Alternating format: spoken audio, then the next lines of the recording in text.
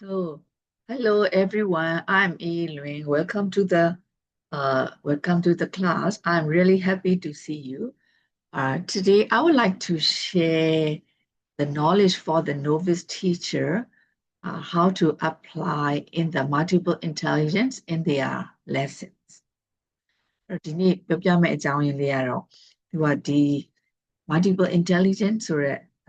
theory လေးကိုဘယ်လိုမျိုးကိုယ်တွေစာသင်တဲ့ lesson planning သုံးတဲ့နေရာမှာစာသင်တဲ့နေရာမှာထည့်သုံးမလဲဆိုတာလေးကိုမျှဝေချင်ပါတယ်။ဒါဆိုရင်ဆက်ပြီးတော့မှကြည့်ရအောင်။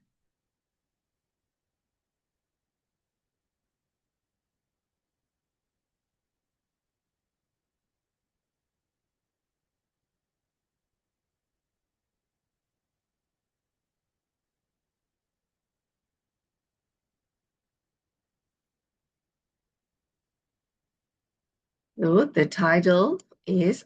Multiple Intelligences, right?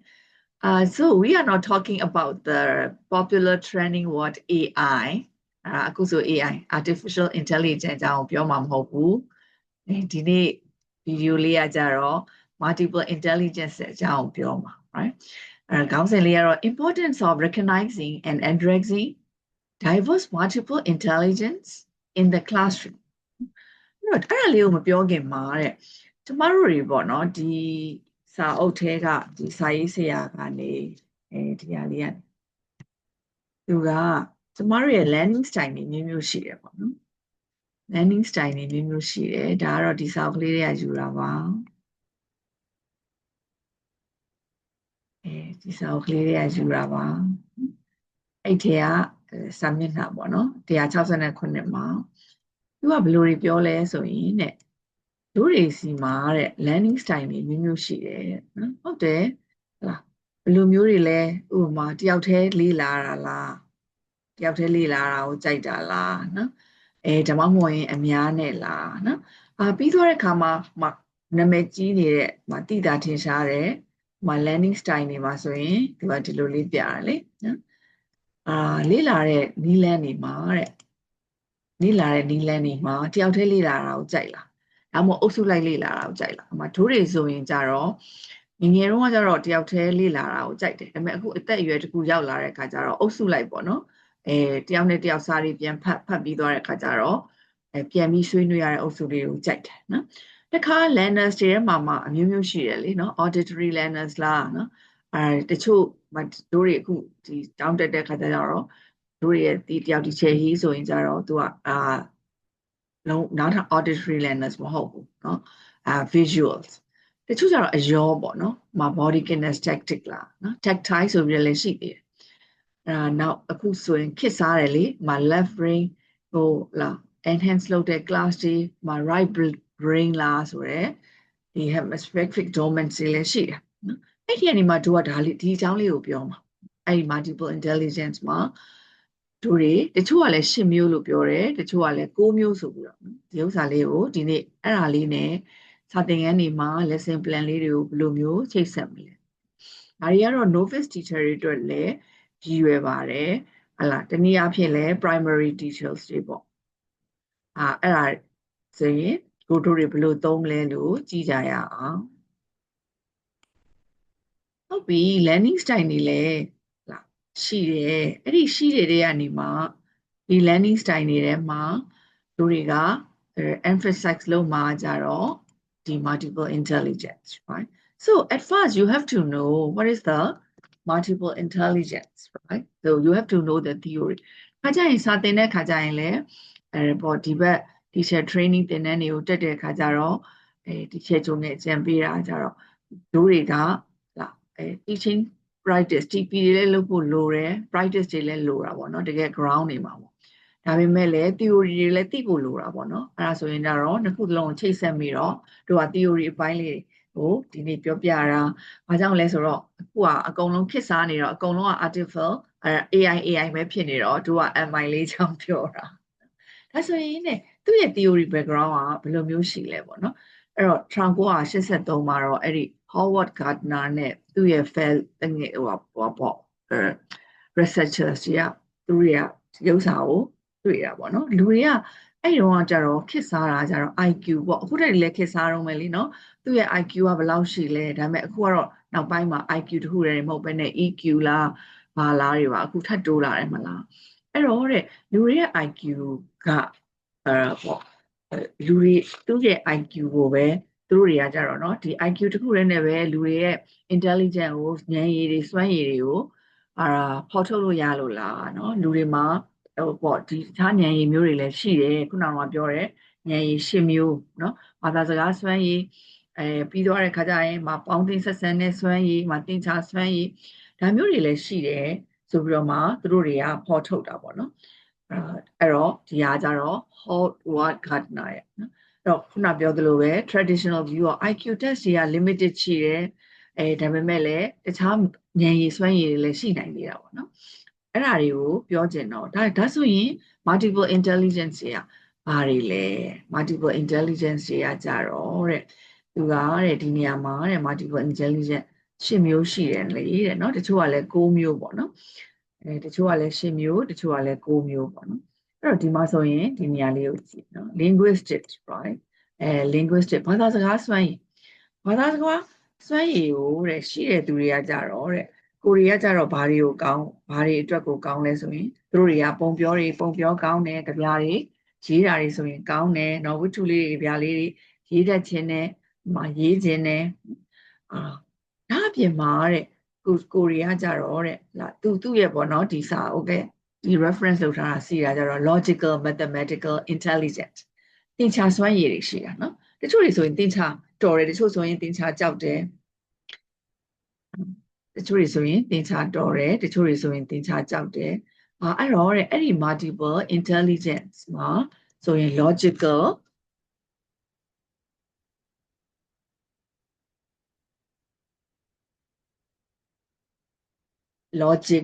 mathematical intelligent logical mathematical intelligent ကောင်းတဲ့သူတွေကကြတော့တဲ့ဘယ်လိုတွေဖြစ်မှာလဲဆိုရင်သူတို့တွေသင်္ချာတော်တာတွေတော်တာပေါ့နော်ပြီးသွားတဲ့ခါကျရင်ကြိုးချောင်းဆက်ပြီးတော့မှလည်းကိုတို့တွေကြိုးချောင်းဆက်ပြီးတော့မှလည်းစဉ်းကျင်နိုင်တာပေါ့နော်ဥပမာစဉ်းစားပြီးတော့မှလည်းဆုံးဖြတ်နိုင်တယ်နော် logical thinking လေ they are good at logical thinking right အဲ့တော့မှ different perspective of view ကနေလဲသူတို့တွေကကြည့်နိုင်တယ်ဘာလေးပဲဖြစ်ဖြစ်လားသူတို့တွေကစူးစမ်းလေ့လာခြင်းနဲ့အဲ့ဒါတွေကတော့ဘယ်ဒီမှာလဲဆိုရင်ဥပမာပြောရမယ်ဆိုရင်တော့ဟလာသင်္ချာကိန်းဂဏန်းအနေနဲ့လုပ်တဲ့ဘဏ်လုပ်ငန်းရှင်တို့ accountant တွေပေါ့ဒါဆိုရင်ねတတိယတစ်ခုအနေနဲ့ကြတော့တဲ့နော်ဒါကတော့ linguistic နော် logical mathematical intelligent နောက်တစ်ခုအနေနဲ့ပြောပြချင်တာကြတော့ spatials သူကကြတော့တဲ့ပုံလေးတစ်ခုတွေကိုမြင်တာနဲ့လေတချို့ဆိုကွက်ကွင်းမြင်တယ်လေဒီပုံလေးကိုကြည့်လိုက်တယ်ဆိုတာနဲ့ဟာဒီပုံလေးမှာဆက်ထားတာတွေကနော်မှ trigger ဘယ်နှခုလဲ shape တွေပေါ့ especially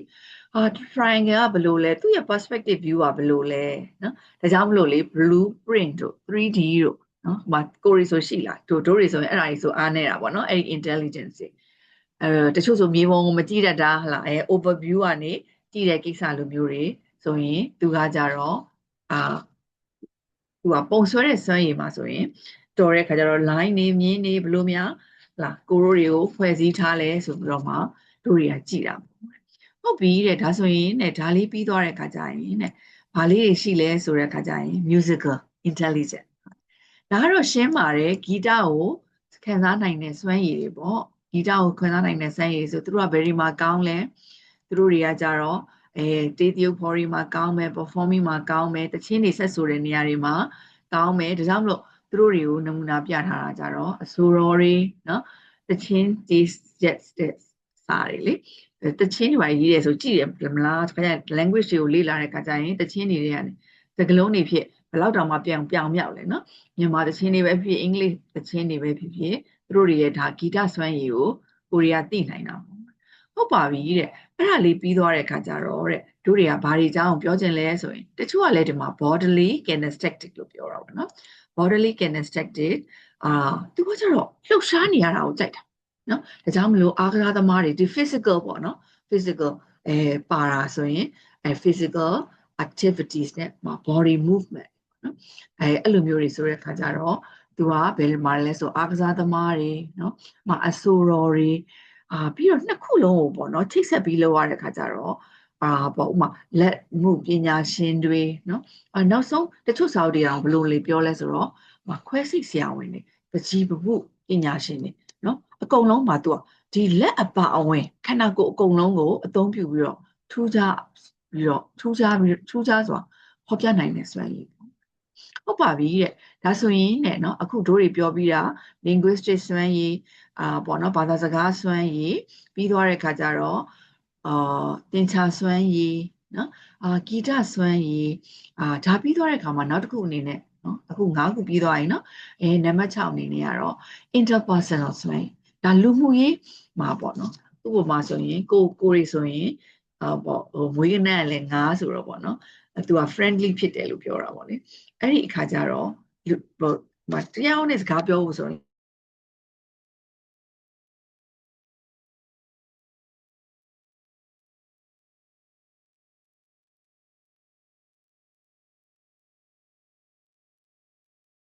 တရားရောက်နဲ့စကားပြောဖို့ဆိုရင်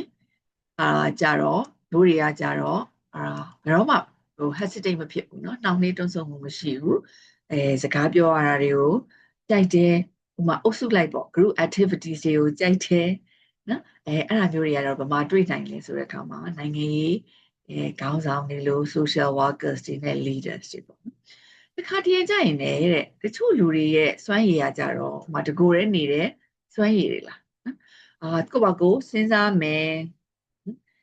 စဉ်းစားမယ်ကိုယ့်ဘာကို self reflection ပေါ့နော်ဒါကတော့အခုခေတ်စားနေတဲ့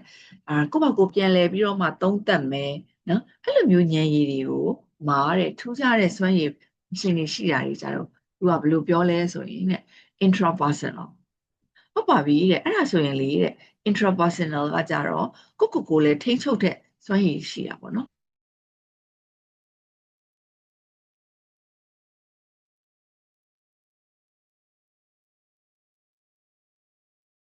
လူမှုရေးစွမ်းရည်တွေကောင်းတဲ့သူတွေလည်းရှိတယ်နံပါတ်8ခုမြောက်ကကြတော့တဲ့သူကကြတော့တဘာဝတွေကိုချစ်ခင်အပင်လေးတွေကဘလို့ဖြစ်အလုပ်လုပ်လဲနော်သူကတဘာဝကိုချစ်ခင်တဲ့စွမ်းရည်တွေဒါကြောင့်မလို့တဲ့တိရစ္ဆာန်လေးတွေကိုချစ်တယ်အပင်လေးတွေကိုချစ်တယ်တဘာဝတရားကိုနားလည်တာပေါ့နော်အဲ့ဒါမျိုးတွေဆိုရင်တော့သူရဲ့နမူနာပေးထားတာကတော့ biologist တို့နော် conservationist conservation ဒီတော့ဂျိုးဝိုင်းနေမှာလှုပ်လှုပ်တဲ့သူတွေပေါ့နော်အဲ့ဒီထဲမှာမပါတဲ့တချို့ကလည်း6မျိုးလေဒီမှာတချို့ကလည်း8မျိုးပြောတယ်တချို့ကလည်း6မျိုးလို့ပြောတဲ့အခါကျတော့အဲ့ထဲမှာတစ်ခုကျန်နေတာကြတော့ existential intelligence သူကကြတော့တဲ့သူကသူစဉ်းစားချင့်ချိန်နေပေါ့နော်စဉ်းစားချင့်ချိန်နေလားဘယ်လိုမျိုးများကိုယ့်ဘာကို self reflection ရှိပြီးတော့မှဥပမာအခုဖြစ်ပေါ့ဘယ်လိုလဲပြောတယ်လေကဘာကြီးကိုလူဖြစ်ရတဲ့ရွယ်ချက်တို့နော်ကဘာကြီးကိုဘာဖြစ်လို့လူလောကကိုလာတာလဲဒါမျိုးတွေကိုစဉ်းစားတွေးခေါ်တဲ့ဉာဏ်ရည်ဟုတ်ပြီတဲ့ဒါဆိုရင်တဲ့ဒီဉာဏ်ရည်10မျိုး9မျိုးကိုတဲ့သိပြီးပြီဆိုရင်တို့တွေကဒီဉာဏ်ရည် theory ပေါ့အခုက input ကို theory သွင်းလိုက်တာ theory သိပြီးပြီဆိုတဲ့အခါကျရင်တို့တွေကတဲ့ practice လုပ်ဖို့လိုပြီတဲ့နော် practice လုပ်ကြည့်အောင်အဲ့တော့တဲ့ဒီကိုအမြဲတမ်းပဲပေါ့နော်ဒီဥစ္စာကလည်းကောင်းတဲ့အချက်ကလေးပါပဲကိုကစာတစ်ခုခုကိုဖတ်ပြီးပြီဆိုရင်ကိုယ့်ဘာကိုနော် self reflection လုပ်ရတယ်မှတ်မိလားမမှတ်မိလားဒီ theory တစ်ခုကိုဖတ်လိုက်တယ်ဆိုရင်နားလည်လားမလည်လားဆိုတာကိုလည်းတို့တွေကဘာနဲ့လုပ်ရလဲဆိုရင်အမြဲတမ်းပဲပြန်ပြီးတော့စစ်ရမယ်နော်ဒါကြောင့်မလို့တဲ့ဒီနေရာမှာတဲ့ thinking in the touched ဟုတ်တယ်ဘုရားကျောင်းတွေမှာဖွဲ့လိုက်တဲ့ချင်းဆိုတာဆိုရင်တော့ तू ကဘယ်လိုဉာဏ်ရည်မျိုးရှိလဲဘယ်လိုမျိုးဉာဏ်ရည်ရှိမလဲ interpersonal လားlinguistic လား right logical mathematics လား intrapersonal လားဆိုတော့မှာ body kinesthetic လားနော် spatial လားဒါတော့ရှင်းပါတယ်သူကတော့ဘာဖြစ်လဲ musical ပေါ့နော် musical intelligent so how about walking jigsaw puzzles jigsaw puzzles ဆော့ရတယ်ငါတစ်ခုနဲ့တစ်ခုဆက်ပြီးတော့မှတွေးရတယ်နော် jigsaw puzzle ဆော့ရဲဆိုရင်သူ့ရဲ့နီးလေးကဘယ်လိုပြောတာလဲ jigsaw puzzle ဆော့ရဲဆိုရင် သူကအရင်ဆုံးဒေါင်းလေးတွေကိုလိုက်ကြည့်နော်ဒေါင်းလေးတွေကိုကြည့်တဲ့အခါကျအဲ့ဒါဆိုလွယ်တာပေါ့နော်ဒေါင်းလေးတွေကိုလိုက်ဆက်ပြီးသွားရင်အယောင်တွေကိုဆက်ဆိုတော့မှသူကကြတော့ဟလာခုနကတော့ပြောထားတဲ့ spatials ဘလို့တွေဆက်ထားတာလဲဒီဘက်မှာ4000လားအဝိုင်းလားဟာtrick ကနှစ်ခုကိုများသူကထပ်ထားတာလားနော်အဲ့တော့ဒီ intelligent ဆိုရင် walking dissolve puzzle ဆိုရင် spatials လေးရမယ်ပြီးတော့လှုပ်ရှားရတယ်လေလှုပ်ရှားရတဲ့အကြောင်းမလို့ body kinesthetic multiple intelligence ကိုလည်းသူက enhance လုပ်ပေးတယ် how about this one solving who turn it in a mystery are you interested in solving the problem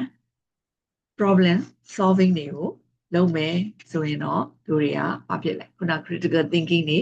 တောင်းတဲ့အမျိုးဆိုရင်တော့ linguistic intelligence ပေါ့နော်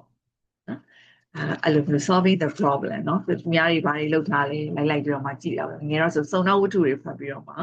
ဟိုမှာ clue လိုက်ရှာ so how about giving advice to people at work ကိုယ့်ရဲ့လုပ်ထဲမှာအကြံဉာဏ်ပေးတဲ့ဟာမျိုးတွေဆိုရင်သူကနှွေးထွေးတယ်ဟလာဘယ်နေရာမဆိုလူတွေကိုဟလာကိုရိုးတွေကကြတော့အထူးတလဲဆက်ဆံနေဆိုရင်တော့ဒီဟာကတော့ဘာဖြစ်လဲ interpersonal intelligence so အခုတည်းရပြီเนาะဒါဆိုရင်ဆက်ပြီးတော့ကြည့်အောင်မယ်တဲ့နောက်တစ်ခုအနေနဲ့ကကြတော့တဲ့ဘာလေးတွေများရှိလဲဆိုတော့ writing poetry ဟုတ်တယ်ကြပြားတွေကိုရေးတယ်ကြပြားတွေကိုရေးတယ်ဆိုတဲ့ခါကျရင်တဲ့ကိုရီးယားဗမာသူဟာကောင်းတဲ့ဉာဏ်ရည်လေဗမာကောင်းတဲ့ဉာဏ်ရည်လေကြပြားတွေကိုရေးတဲ့ဘာသာစကားပဲပေါ့เนาะ linguistic ကြပြားတွေကိုရေးတာမှာကောင်းတယ် enjoy having time for yourself the key word is yourself ဆိုရင်တော့ကိုရိုးတွေက intrapersonal နော် intrapersonal ကြောက်တဲ့ self reflection လို့ရတာကိုကြိုက်တယ်အများနဲ့ပူပေါင်းပြီးတော့သွားတာကိုမကြိုက်တာ playing sports ဒါတွေလည်း is a combination ပါပဲเนาะခုန jigsaw puzzle ဆော့တယ်လို့ပဲသူကကြတော့body kinesthetic လည်းပါရမယ်နော် body kinesthetic လည်းပါတယ်နောက်တော့ဘာတွေလဲပါသေးလဲ playing a sport ကကြတော့ playing a sport ကတွေးကြည့်ပါအောင်နော် body kinesthetic တွေလည်းပါတယ်သူက team work တွေနဲ့လုပ်ကြတယ်လာလူတွေကိုကြိုက်တယ်သူက interpersonal လည်းရှိမယ်ဟုတ်ပါပြီတဲ့ကဲဒါဆိုရင်နောက်တစ်ခုအနေနဲ့ရောတဲ့နော်နောက်တစ်ခုကကြတော့ keeping a personal journal ဒါကတော့သိကြတယ် intra personal နော် self reflection လုပ်ရတာကိုကြိုက်တယ်ဒါကြောင့်မလို့အခုဆိုရင်လေတခါကြရင်ကိုယ့်ရဲ့ဟလာ stress တွေပါရှိတယ်ပြောချင်တဲ့အကြောင်းရင်းတွေပါဆိုရင်တခြားသူတွေကိုသွားပြောရဲဆိုရင်လည်းအန္တရာယ်တွေပါရှိနိုင်တယ်လीနော်အဲ့ဒီအတွက်ကြောင့်မလို့ secret ဆိုတာကတော့မဟောတာပြောသလိုပါပဲเนาะ secret ပဲရှိရဆိုရင်ကိုယ့်ဘာကို self reflection လုပ်ဖို့ journal တွေကိုထည့်ရေးမယ်ဒါဆိုရင်တော့တဲ့ဒါလေးကတော့နောက်ဆုံးတစ်ခုအနေနဲ့ကြတော့ forming a house framing a house เนาะအိမ်တွေကိုစောက်မယ်ဆိုရင်သူကကြတော့ဆက်တွေးခေါ်တယ်ဟလာ logistic လဲ logical linguist spatial လဲဖြစ်ရရှိရတယ် body kinesthetic လည်းရှိတယ်ဒါလေးတွေကတော့တဲ့ဘာလို့လောက်တာလဲဆိုတဲ့အခါမှာကိုရိုးတွေကကိုရီသင်ထားခဲ့တဲ့အဲ့ဒီ multiple intelligence ကိုတို့တွေကကြတော့ပြန်ပြီးတော့မှ apply လုပ်ကြည့်တာပေါ့နော်ပြန်ပြီးတော့မှ apply လုပ်တာဟုတ်ပြီတဲ့ဒီလို apply လုပ်ပြီးသွားပြီဆိုရင်တဲ့နောက်တစ်ခုအနေနဲ့ကတော့ okay theory လည်းသိပြီနော်theory ထဲမှာဒါ base case တွေကတော့ဘယ်လိုမျိုးတွေလဲသိပြီဆိုရင်အခုတတိယအနေနဲ့ကကြတော့ဘာလုပ်ရမလဲဆိုတော့ practice လုပ်ရအောင်ပါပဲပေါ့ practice ကိုကြတော့တဲ့တို့တွေက novice teacher တွေအတွက်ပြည့်နောက် primary ကလေးတွေပေါ့နော်အထူးသဖြင့်6နှစ်ကနေ8နှစ်ပေါ့သူတို့တွေကဒီငယ်တော့အချိန်တွေမှာကြတော့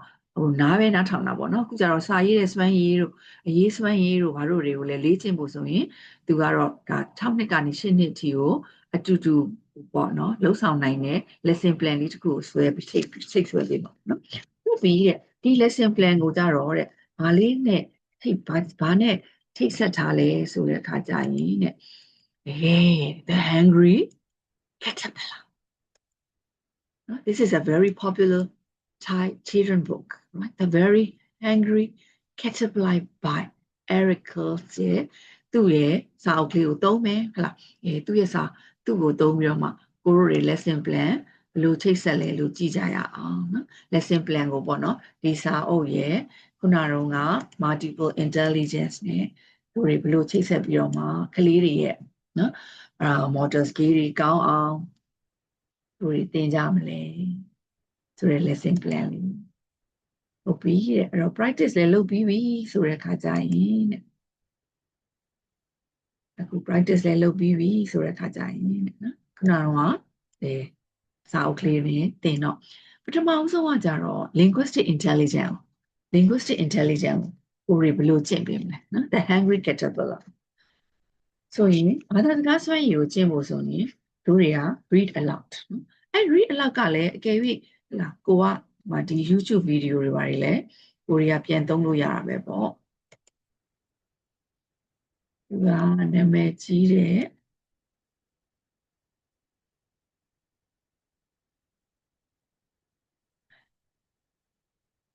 ဖြစ်တဲ့ခါကျတော့တို့တွေ linguistic intelligence ကိုလုပ်ဖို့ဆိုရင်ဒီမှာ read aloud နော်ဒါဗီဒီယိုလေးဖွင့်ပြရင်လည်း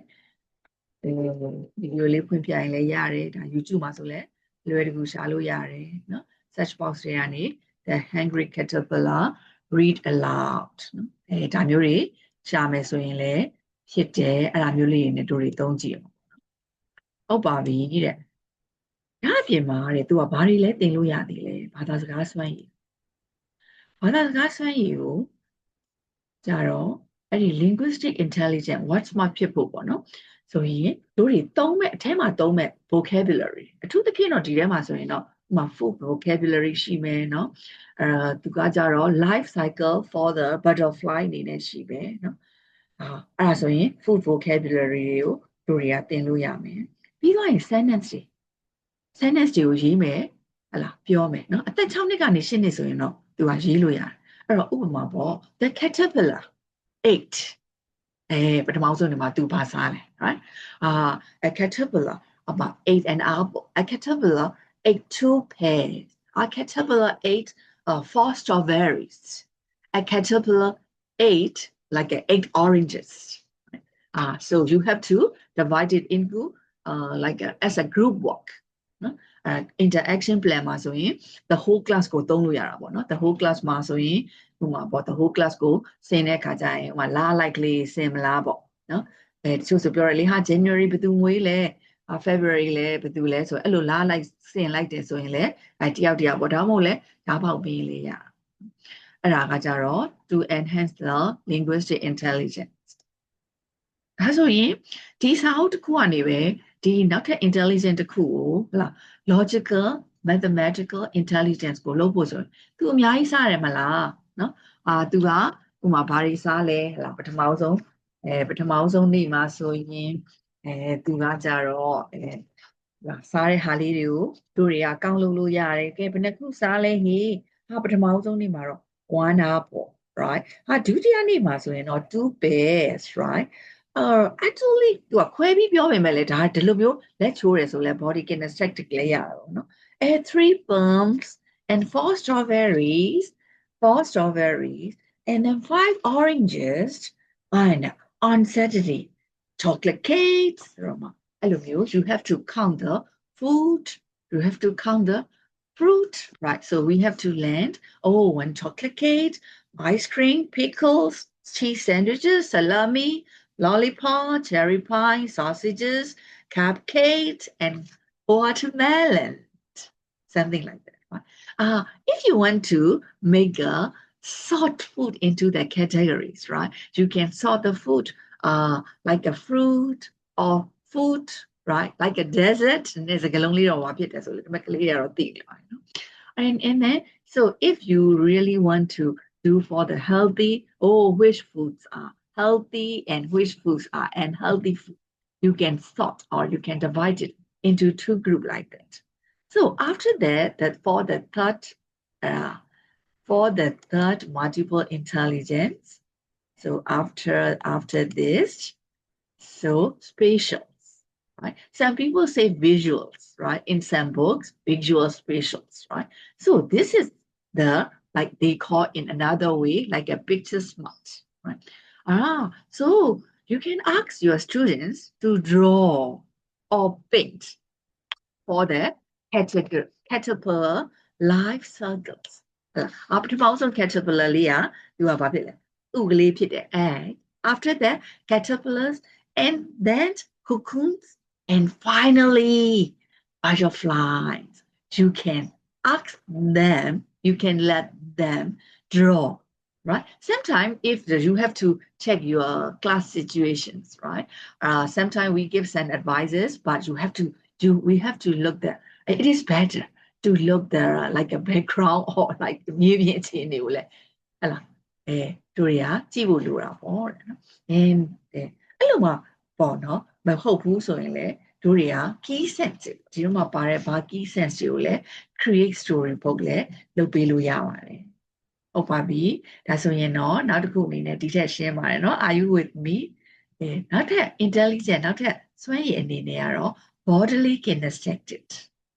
body kinesthetic ဆိုရင်တော့သူတို့တွေကဘာတွေလုပ်ပေးမလဲ add out the story နော်ဟိုရကျွန်တော်သင်တန်းတစ်ခုတက်တဲ့အခါကျတော့ Yan Lannis တွေကိုသင်နေဆိုရင်သူတို့တိုင်းလိုက်လို့တာစဉ်းစားတယ်ဟုတ်တယ် add out the story oh like a crawl so we will eat it right ဘာပန်းသီးကိုကြိုက်စားရဲဆိုလို့နော်ဟိုမှာ lollipop ရဲ့နောက်ဆုံးဟာဆိုso we will eat it right sometimes you can ask like a butterfly oh butterfly လေးကဘလို့ပြန် oh flat so this is a bodily kinesthetic right and then at that time you can use one of the teaching methodology for the kids total response methods right oh so we have to write like in a we post it like a giant like a poster right including all these themes characters and then you can point out the food you have to read out right oh can you point it out for the oranges can you point out the lollipop so you can use total physical response method ကိုသုံးပြီးတော့လေ bodily kinesthetic ကိုလေတို့တွေကလေ့ကျင့်ပေးလို့ရပါသေးတယ်ဒီစွမ်းရည်ဟုတ်ပါပြီတဲ့နောက်ဆုံးတစ်ခုမဟုတ်ပါဘူးเนาะနောက်ထပ်တစ်ခုမြောက်အနေနဲ့ကတော့ musical intelligence music smart if you want to learn ခါကြရင်ပေါ့နော်ပေါ့ကလေးတွေရဲ့အခြေအနေကိုကြည့်ပြီးတော့မှသူတို့တိတ် active မဖြစ်တော့ဘူးဆိုရင်သချင်းလေးတွေပေးနားထောင်ရတယ်နော်သချင်းလေးတွေပေးနားထောင်ရတော့သချင်းတွေကိုနားထောင်တဲ့ခါကြရင်ပေါ့ကိုကတော့ယူရတာပေါ့နော်ဘယ်လိုသချင်းမျိုးလဲ apples and bananas နော် food နဲ့တို့တွေကလုံမလားအတန်လေးတွေထည့်တဲ့ဒါမျိုးတွေကိုလည်းသုံးလို့ရပါတယ်เนาะ musical intelligence ပါပြီတဲ့ interpersonal เนาะ interpersonal intelligence အနေနဲ့ကကြတော့ခုနတွေကလည်းပြောပါတယ်သူကလူတွေနဲ့ဆက်ဆံရတာကိုကြိုက်တယ်ဆိုတော့ဟုတ်ပြီ group activities တွေလုပ်မှာပေါ့ဘယ်လိုမျိုး group activities တွေလုပ်လို့ရလဲဆိုရင်အခုသူ့ရဲ့အဆင့်ပုံပေါ့နော်ခုနက life cycle of butterfly ကိုမျိုးလို့လဲသူကဒီပုံလေးတွေကိုပေးထားမယ်မှာ flash cut ကလေးတွေနဲ့လားသုံးပြီးသွားတဲ့အခါကျရင်ဒီမှာပြန်ပြီးတော့မှသူ့ရဲ့ဒီ story ရဲ့ themes ကိုပြန်ပြီးတော့မှပြန်စီပေးလို့ရမလားနော်ဒါမျိုးတွေနဲ့လည်းသုံးလို့ရမယ်တခါကျရင် class size ကပေါ့တိတ်ပြီးတော့မှမကြီးဘူးဒါတော့ class size ပေါ်မူတည်တာပေါ့နော် group activities တွေအဲ့လိုမျိုးတွေနဲ့လုပ်လို့မရဘူးဆိုတော့ role play ပေါ့နော်ဟိုမှာဆိုင်ငါတို့တွေ imagine right now we are going to do the like a city mart or like a grocery supermarket so but right now ကလေးရတော့ဈေးထဲသွားတာမကြိုက်ဟုတ်ပြီတည်တည်တဲ့နေကိုခေါ်သွားမယ်လားတို့တွေဝယ်ကြမယ်ဆိုရ food ကိုတို့တွေကဒီမှာဒီသင်ခန်းစာ food vocabulary နဲ့ storytelling ကို multiple intelligence နဲ့ဆက်ဆက်ပြီးတော့သင်ပါဆိုတော့ဒီဟာမျိုးလေးတွေကို role play အနေနဲ့သူတို့တွေဘယ်လောက်များပြန်ပြီးတော့မှproduce လုပ်နိုင်လဲဆိုတာကိုလည်းတို့တွေကကြည့်ပြီးလို့ရတာနောက်တစ်ခုကတော့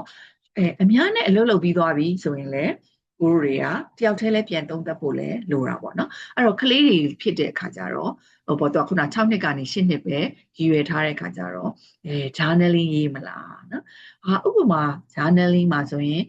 ဒီ story ကြောင်းလို့သူဘယ်လိုခံစားရလဲပေါ့နော်ဒီစာပိုက်ကိုဖတ်ပြီးသွားတဲ့အခါကျရင် journaling ရေးမလားနောက်မှလည်း self reflection အနေနဲ့ပေါ့နော်ဒီလိုမေးခွန်းမျိုးတွေလေးမေးတာပေါ့ သူကတော့ imagination ကိုကောင်းအောင်ဆိုရင်လေ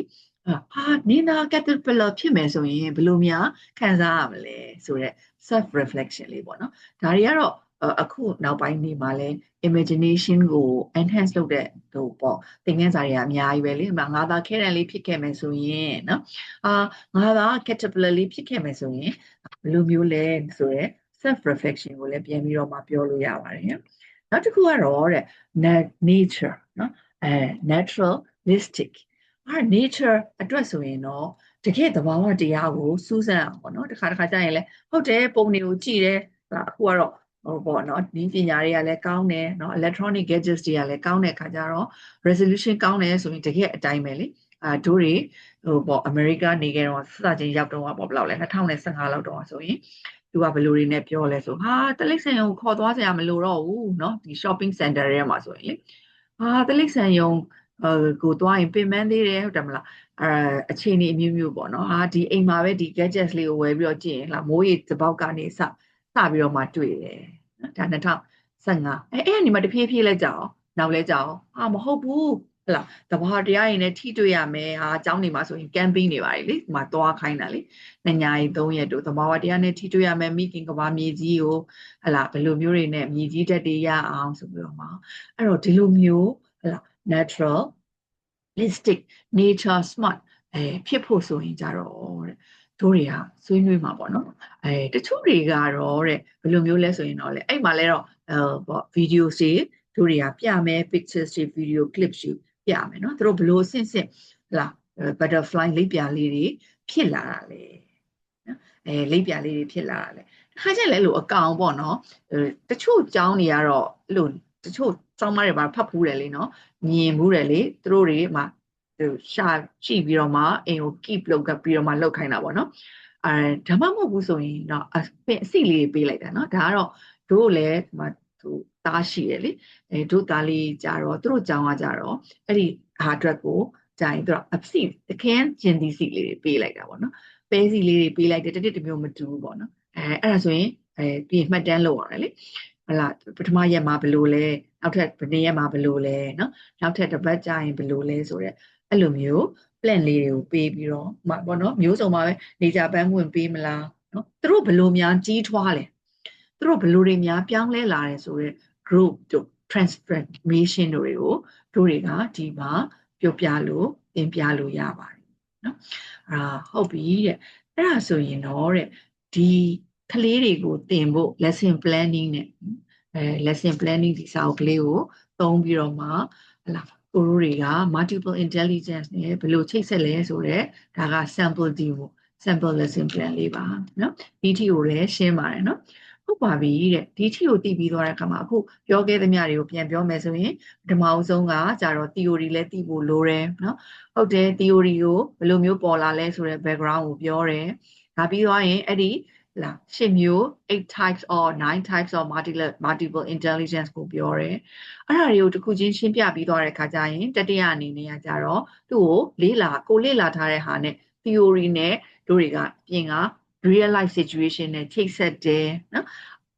number 4ကကြတော့ဒီဟာတွေကိုသုံးပြီးတော့မှ lesson plan ဘယ်လိုပြမလဲလို့အခုတစ်ခုပြထားတယ်နောက်တစ်ခုကကြတော့မပါမဖြစ်ဟုတ်တယ် theory တွေပဲဘယ်လိုပဲကောင်းကောင်းเนาะဝေဖန်တဲ့သူတွေကတော့ရှိတာပဲတဲ့ဟာလားဝေဖန်တဲ့သူတွေကရှိတဲ့အတွက်ကြောင့်မလို့တော့တဲ့သူကလေတဲ့ဒါလေးရလဲဟုတ်ပြီအဲ့တော့ naturalistic เนาะဒီထိရတယ်เนาะဟုတ်တယ် smart နောက်တစ်ခုကကြတော့ခုနကတော့ပြောထားတယ်ဟလားဉာဏ်ရည်10မျိုးနောက်မို့လဲ9မျိုးဆိုတဲ့တစ်ခုကျန်နေတဲ့ existential big idea smart simplify လုပ်မယ်နော် caterpillar ကြီးကဘလို့များပြောင်းလဲလဲပေါ့နော်မိကုံးကကြတော့နော်ဟောင်းတဲ့ငါအဲ့လိုမျိုးပဲတဲ့နော်ဟိုမှာ cocoons ကနေ butterfly sorry မှာ egg ကနေဟလာ caterpillar ကနေ cocoons and then like a butterfly right so why do caterpillar change like that do people change too เนาะကိုရီဆိုလဲမကြီးဟိုဖြစ်လာတယ်မလားအသက်ငယ်ရနေဘယ်လိုမျိုးကြီးလာလဲဒါမျိုးတွေကိုကြတော့ existential အနေနဲ့ထည့်လို့ရတာဟောတဲ့ဟုတ်ပြီတဲ့ဉာဏ်ရည်9မျိုးကိုတဲ့သိပြီးသွားပြီဆိုတဲ့အခါကြတော့တဲ့ နော်သူ့မှာဘယ်လိုမျိုးတွေရှိနိုင်လဲနော်သူကကြတော့တဲ့ဟိုပေါ့နော်တနည်းအားဖြင့်ဆိုရင်လေ advantages disadvantages ကတော့ဘယ်လိုနေရာမဆိုရှိနိုင်တာပဲပေါ့နော်ဘလောက်ပဲသူကကောင်းပေါ့နော်မကြိုက်တဲ့သူတွေ criticism တွေကတော့သူကတော့ criticism ဆိုတို့တွေကတော့ပြောထားတာရှိတယ်ဒါဆိုရင်သူ့ရဲ့ကောင်းကွက်တွေကတော့ဘာတွေရှိကြလဲသူ့ရဲ့ဒီ multiple intelligence ကိုရီရဲ့ဒီ lesson တွေမှာစာသင်ခန်းတွေမှာသုံးတဲ့အခါကျရင်ဘယ်လို benefit တွေရနိုင်လဲနော်ဘယ်လို benefit တွေရနိုင်လဲဆိုတဲ့အခါကျရင်တော့တဲ့ဘယ်လို benefit တွေရလဲဆိုရင်ကြတော့ဒီငယ်တဲ့ကလေးတွေဟုတ်တယ်မလားတို့ရ multiple sensory skills တွေတို့ရပေါ့ active ဖြစ်ရမယ်နော်တခါတခါလည်းတိတ်ဆိတ်ဖို့လိုအပ်တယ်နော်creative ဖြစ်ရမယ် logical ဖြစ်ရမယ်ဆိုတော့ multi sensory တွေကိုတို့တွေက enhance လုပ်ပေးတယ်နော်တိုးမြင့်အောင်လုပ်ပေးတယ်ပြီးတဲ့အခါကျတော့ဒီဟာက all types of learners ဒီနဲ့လေကောင်းတယ်ပေါ့နော်ဒါကကြတော့သူ့ရဲ့ပထမဆုံးနဲ့အချက်ပေါ့sorry သူ့ရဲ့ပထမဆုံးအချက်ပေါ့တဲ့ကောင်းတဲ့အချက်တွေပေါ့တဲ့နော်ဟုတ်ပြီတဲ့ဒါဆိုရင်တဲ့ဒုတိယအနေနဲ့ရောသူကကြတော့တဲ့ vocabulary ကိုသင်တယ်လေ vocabulary ကို repetition နည်းနဲ့နော်စာပိုက်ကလေးဖတ်တော့တစ်ခေါက်ပါတယ်ပြီးသွားတဲ့ခါကျရင်လာ vocab တွေကိုတစ်ခုချင်း introduce လုပ်တဲ့ခါကျရင် flash ကလေးနဲ့လည်းလုပ်လို့ရတယ် repetition နော်တစ်ခါစာတွေကိုမှတ်မိအောင်လေဘာသာစကားစွမ်းရည်မှာပေါ့ linguistic intelligence မှာကျရင်ဒီစလုံးတွေကိုသင်တယ်ပြီးသွားတဲ့ခါကျရင် logical မှာဆိုရင် account တွေကိုပြန်ပြီးတော့မှလုပ်တယ်ပြီးသွားရင် spatials မှာဆိုရင်ပုံလေးတွေနဲ့ဘယ်လိုနဲ့ဆွဲလဲအဲ့ဒီတော့ကြောင့်မလို့သူက reinforce vocabulary vocabulary ကိုမှတ်တဲ့အခါကျရင်အကောင်းဆုံးနည်းလမ်းတစ်ခုအနေနဲ့ကကျတော့ repetition လုပ်တာလေနော်အဲ့တော့ repetition in different ways ကိုရပါတယ်နောက်တစ်ခုကကျတော့ you can build your confidence student can build their confidence ဘာဖြစ်လို့လဲဆိုတော့သူတို့တွေပေါ့နော်အကုန်လုံးကိုဆွေးနွေးတဲ့ခါကျရင်တစ်ခါကျရင်ရှိတယ်လေကိုတွေလည်းကိုစာသင်ခန်းထဲမှာဒီအချက်ဆိုရင်ကို့မှာတိတ် idea မရှိဘူးဒါပေမဲ့ကိုကပုံဆွဲတော်ရဲဆိုကြပုံလဲဆွဲလဲဆိုတော့စာရီမရခင်တော့ပုံဆွဲတဲ့ခါကျရင်တော့လက်ပြားတောင်မှခါတယ်နော်အဲ့တော့ကိုလူတွေကကလေးတွေကကိုယ့်ဘာကိုယုံကြည်မှုတွေပို့ပြီးတော့မှရှိလာဟုတ်ပြီတဲ့ကောင်းကွက်တွေကိုပြောပြီးသွားတဲ့ခါကျရင်လေဆိုးကွက်တွေကိုလည်းခြံထားလို့မရအောင်နော်အဲ့တော့ဘယ်နေရာမှာမဆိုတော့ဝေဖန်တဲ့သူတွေရှိနေသေးတယ်ဆိုတော့သူကတော့ဘယ်လိုမျိုးတွေနဲ့ဝေဖန်ခံရလဲဆို intelligent ဆိုတဲ့စကားလုံးကြီးကတိတ်ပြီးတော့မှကျယ်ပြန့်တာပဲပေါ့နော်အဲ့ဒီ intelligent ကိုကျယ်ပြန့်တဲ့ခါကျတော့ဒီဟာတွေအကုန်လုံးကိုပေါ့တစ်ခုတည်းမှာ concept တစ်ခုတည်းမှာပြောတာကတော့တိတ်ပြီးတော့မှပေါ့ဘယ်လိုပြောမလဲနော်ယထာဘူတာမကြဘူးပေါ့နော်ပြီးသွားတဲ့ခါကျတော့ဒီဟာတွေဒီရှစ်မျိုးလုံးကိုit is easy or is it possible to practice in the classroom or in some area နော်အဲ့လိုတိုင်းတာလို့ရပါမလားတကယ်လက်တွေ့မှာရောလေ့လာပေါ့တကယ်လက်တွေ့မှာကြာရင်ရော apply လုပ်ဖို့လွယ်ကူပါမလားဟုတ်ပါပြီအဲ့ဒါကတော့ပထမပေါ့နော်ဝေဖန်ခံရအများဆုံးပေါ့နော်ဟုတ်ပြီဒါဆိုရင်ဒုတိယတစ်ခုအနေနဲ့ကြာတော့တစ်ခါကြာရင်လည်းအဲ့တော့ပေါ့နော်ဒီ methodologist တွေကပြောတယ်တကယ်ပြန်ပြီးတော့မှထဲဝင်ကြည့်မိမယ်ဆိုရင်တော့သူ့မှာ flaws တွေရှိတယ်အပြစ်နာစာလေးရှိပါတယ်ပြီးသွားတဲ့ခါကျတော့ insufficient data နော်ရှိပါတယ်တိတ်ပြီးတော့ပေါ့နော်research တွေ data နဲ့မပြနိုင်မဲနဲ့ဒါသူတို့တွေရဲ့ဆိုတော့မှအဲ့လိုမျိုးတွေနဲ့တော့ဝေဖန်ခံရပါတယ်ခံရအများဆုံးပေါ့နော်နောက်ဆုံးတစ်ခုကျတော့လူတွေမှာဟုတ်တယ်ဒီ multiple intelligence ရှိတယ်ဆိုဘလို့တွေနဲ့တိုင်းတာမှာလဲIQ တော့ရှိတယ်မလားဘလောက်ကနေဘလောက်ဆိုရင်ပါနော်ဟုတ်ပြီဘလို့အတိအကျတိုင်းတာမှာလဲလူတယောက်ချင်းစီရဲ့နော်သူတို့ရဲ့စွမ်းရည် abilities တွေနော်သူတို့ရဲ့ပင်ကိုပါလာတဲ့ talent တွေနဲ့ skills တွေကိုမူတည်ပြီးတော့ဘလို့တိုင်းတာမလဲဆိုတာကိုတော့သူကအတိအကျမပြောနိုင်ထားတဲ့အတွက်ကြောင့်မလို့သူကဝေဖန်ခံရပါတယ်ဟုတ်ပါပြီအဲ့တော့ပေါ့သူဘယ်တော့မဆိုပေါ့နော် theory တစ်ခုကိုလေ့လာရဲဆိုရင်သူကကောင်းတာတွေလည်းရှိသလိုဆိုးတာတွေလည်းရှိတာပေါ့နော်ကိုကတော့အခုကတော့တို့တွေကတော့ကောင်းကွက်ကလေးယူလိုက်တာပေါ့နော်အဲ့တော့ပေါ့ဒီအထီကတော့ပေါ့ကိုရဲ့ပြောပြတဲ့ဟာလေးပေါ့ sharing လုပ်တဲ့ section လေးကတော့ပြီးပါတယ်ဒီဟာကတော့ reference တွေပါဒါယူထားတဲ့ လားစာအုပ်တွေရဲ့ reference တွေပါတဲ့အဲ့ဒီအတွက်ကြောင့်မလို့တဲ့ပေါ့ခုဒီဗီဒီယိုလေးကိုကြည့်ပြီးသွားတဲ့အခါကျရင်တော့တဲ့နော် multiple intelligence လားအခုခေတ်စားနေတဲ့ AI ကိုလည်းသိဖို့လိုသလို artificial intelligence ကိုလည်းသိဖို့လိုသလို multiple intelligence ကိုလည်းသိပြီးတော့တဲ့ lesson ကိုယ့်ရဲ့ကျောင်းသင်ခန်းစာတွေမှာဘယ်လိုဆက်ဆက်ပြီးတော့မှသင်ယူနိုင်လဲနော်ကလေးတွေကိုအဖက်ဖက်ကနေတိုးတက်အောင်ဘယ်လိုများလုပ်နိုင်လဲဆိုတဲ့ဟာလေးတွေတော့ဒီတော့တနေရာကနေအဆင်ပြေမယ်လို့ထင်ပါတယ်ကြည့်ရှုပေးတဲ့အတွက်လည်းကျေးဇူးတင်ပါတယ်ဝေဖန်အကြံပြုချင်တာတွေဆိုရင်လည်း comment မှာရေးထားလို့ရပါတယ်ရှင်